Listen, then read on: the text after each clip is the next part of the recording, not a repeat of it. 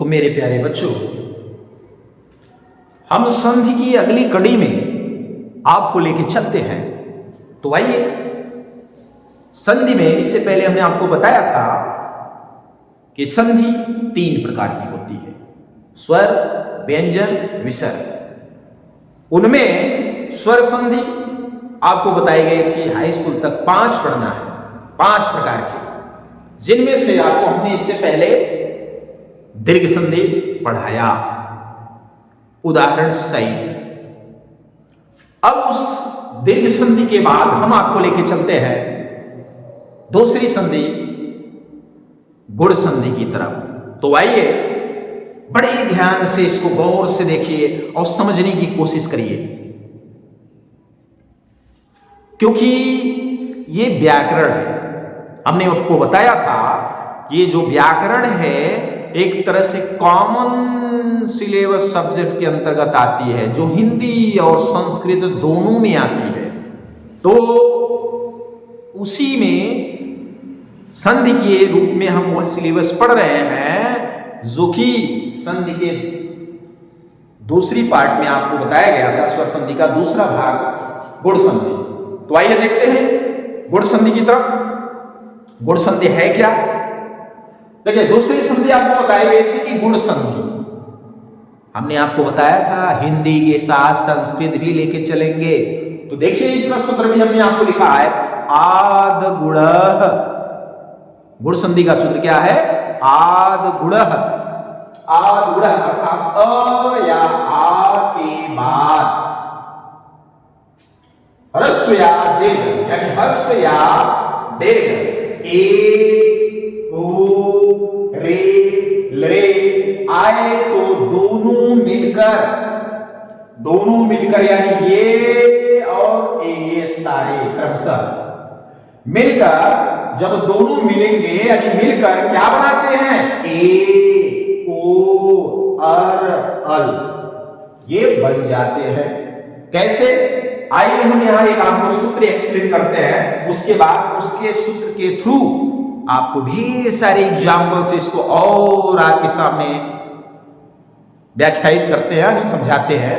तो क्या हमने बोला? अ या आ के साथ क्या जुटेगा? पहला ई। अब ई जुटे या तो बड़ी जुटे, ये भी ध्यान देना है, छोटी या बड़ी दोनों जुटेंगे तो क्या बन जाएंगे? ए। दूसरा फिर से आपको जोड़ते हैं, अ या आ के साथ ऊ जुटे, यानी छोटा ऊ या बड़ा ऊ, तो दोनों मिलकर क्या बनेंगे? ओ। तीसरा आपको बताया गया है कि री। अ या आ के साथ क्या जुटे? री, तो मिलकर के दोनों क्या बनेंगे? और चौथा आपको बताया गया कि लरे। क्या? लरे। लरे, लरे के साथ नहीं, अ या आ के साथ लरे जुटे तो दोनों मिलकर बनेंगे अल। तो इस तरीके से आपके सूत्र आपको एक्सप्लेनेशन रूप में हो गए हैं। अब इस सूत्र से आप इसको बहुत सरलता से समझ सकते हैं, बड़ी सुगमता से। तो आइए देखते हैं, ध्यान से देखिएगा। एक पहचान हम आपको बता दे रहे हैं, अगर एक ही मात्रा हो, अक्षर के ऊपर एक तिरछी पाई, एक चुंडी जिसको कहते हो छोटे बच्चे, तो वो आपको इसमें लेके आना है, क्योंकि आपको पता है ये है और एक ही मात्रा जब लिखते हैं तो अक्षर के ऊपर एक तिरछी पाई इंडिकेट करते हैं। समझ में आया? तो आइए देखकर पता कर रहे हैं कि ये पहला शब्द हमने एग्जाम्पल में, उदाहरण में लिया, तो लिया देव, अ आया। अब अ के साथ क्या आया?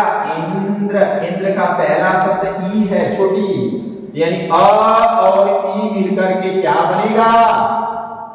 ए। और ये एक किस पर बनना है? हमने कहा था पहले संधि में भी, और फिर से सुन लीजिए, कि जब भी ये परिवर्तन होता है वो पहले शब्द के अंतिम अक्षर पे होता है। यहाँ पहला शब्द ये है और दूसरा शब्द ये है, तो पहले शब्द का अंतिम अक्षर वह है और इसी में हमें क्या लगा देना है, ए। तो आइए हम इन दोनों का योग कराते हैं, इनके स्वर और इन स्वर के साथ। तो दे तो अपनी जगह हो गया, वह में ई ऐड हुआ और ई तो ए बन रही है, तो वह क्या हो गई, देवे। इसके आगे क्या है, आधा न और द्र, तो देवेंद्र क्या हो गया, देवेंद्र। आपको समझ में आ रही होगी। आइए दूसरी एग्जांपल लेते हैं। उपधान इंद्र, उपधान इंद्र आपको पता है अ और ई मिलके ए होंगे, ए वो ए किसके लगनी है, प पे, तो उपेंद्र क्या हो गया, उपेंद्र। महा, मह नहीं महा, मह आ भी हो सकता है ना, यहाँ मह नहीं होगा, मह शुद्ध आप मुंह से बोलकर के उच्चारित करिए तो आपको समझ में आ जाएगा कि मह होगा या महा। ये महा धन इंद्र क्या हो गया, महेंद्र। आपको काफी अच्छे समझ में आ रहा होगा। अब हम कुछ छोटी की मात्रा के अलावा हम थोड़ी बड़ी की मात्रा ले लेते हैं इसके साथ। जैसे नाग, नाग धन ईस बराबर नागेश। आप देख सकते हैं कैसे नाग के पहले शब्द के अंत में अ आया, और दूसरे के आगे में बड़ी आई, और बड़ी मिलकर के क्या बनेंगे, ए ही बनेंगे। आपको बताया गया अ हो या आ हो, इसके साथ छोटी ही हो या बड़ी ही हो, दोनों मिलेंगे तो बनेंगे हमेशा ए। तो ये आपको ध्यान में रखना है।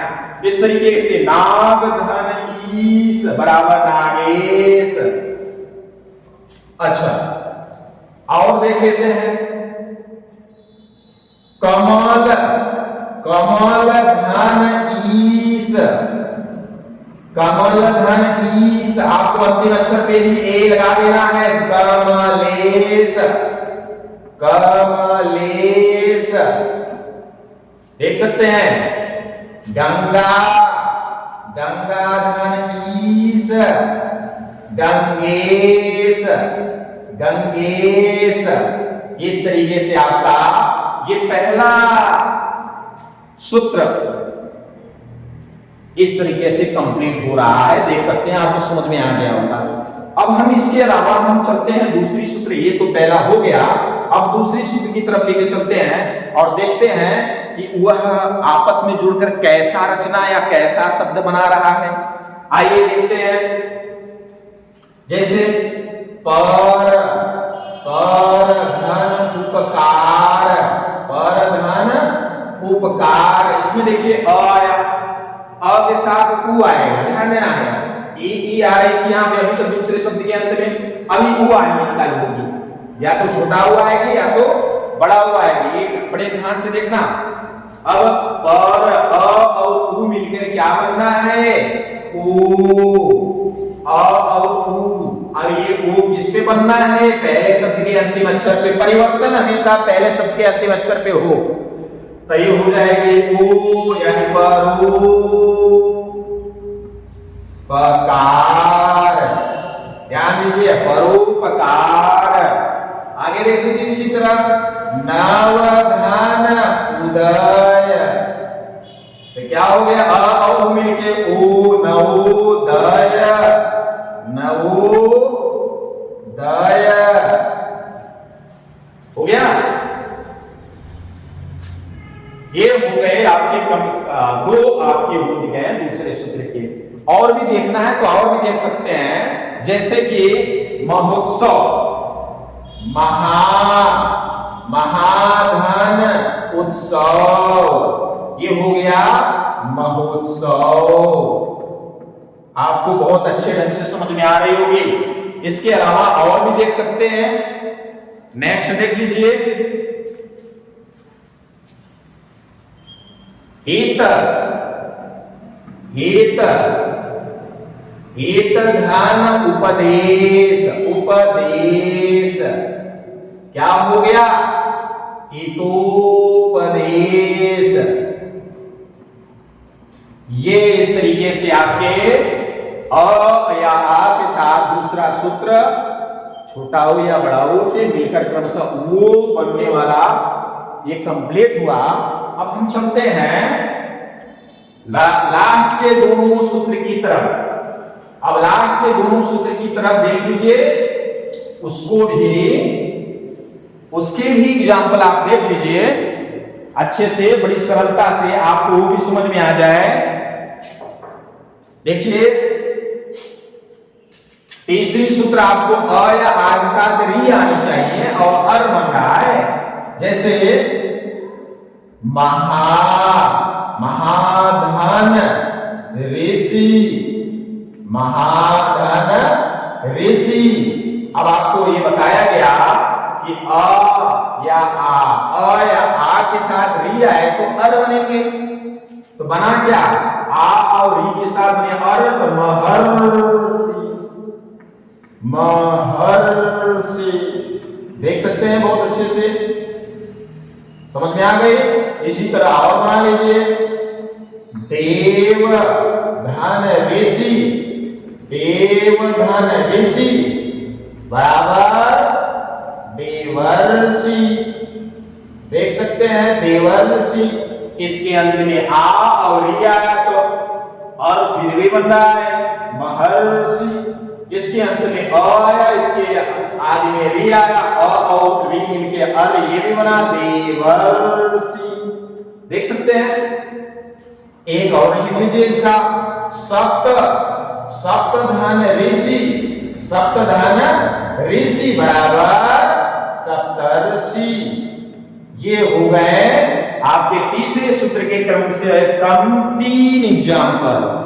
और अदर एग्जाम्पल आप लोगों को अगर कमेंट करते हैं तो इसके हम और भी एग्जाम्पल आपको देने की कोशिश करेंगे। खैर अभी आपके सामने वीडियो शॉर्ट में बनानी है, इसलिए इसको बस इतना ही आपके सामने है, आप समझ भर जाइए। इसके बाद आप तो कहीं से भी एग्जाम्पल लिख सकते हैं, किताब से, गाइड से वगैरह से, आपको बनाने में कोई दिक्कत नहीं आएगी। लास्ट वाला देख लेते हैं, तव, तव ये लास्ट सूत्र है, अ या आ के साथ लृ आए तो अल कैसे बनता है, तो तव धन लृकार, लृकार बराबर। अब देखो इसको कैसे हो रहा है, अ के साथ लृ आए, अ के साथ लृ आए तो अल बन रहा है, क्या अल।